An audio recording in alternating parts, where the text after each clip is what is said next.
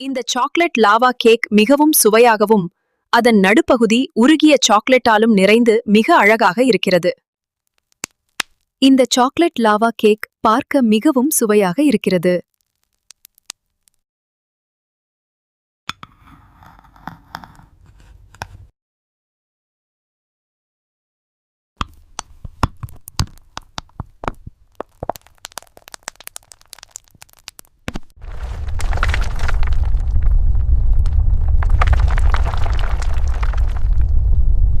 இந்த வீடியோவில் ஒரு பெண் ஸ்பூனால் உருகிய சாக்லேட்டை எடுப்பதை நாம் பார்க்கலாம். அதன் ஒட்டும் தன்மையும் பளபளப்பும் மிக தெளிவாக தெரிகிறது. இந்த எரிமலை குழம்பு தொடர்ச்சியான பாய்கிறது.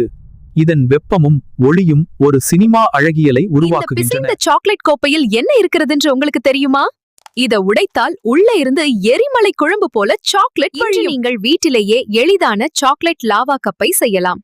இது மிகவும் சுவையானது மற்றும் செய்வதற்கு மிகவும் எளிமையான. தேவையான பொருட்கள் சாக்லேட், வெண்ணெய், பால், சக்கரை, மாவு, கோகோ தூள் மற்றும் பேக்கிங் பவுடர். இவை அனைத்தும் மிகவும் எளிமையான பொருட்கள். சாக்லேட் மற்றும் வெண்ணெயை ஒரு பாத்திரத்தில் சேர்த்து மைக்ரோவேவில் உருக்கவும்.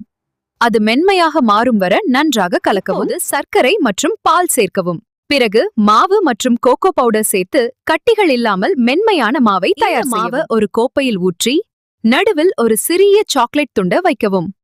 இதுதான் அந்த லாவா ரகசியம். இந்த மாவை ஒரு கோப்பையில் ஊற்றி நடுவில் ஒரு சிறிய சாக்லேட் துண்டை வைக்கவும்.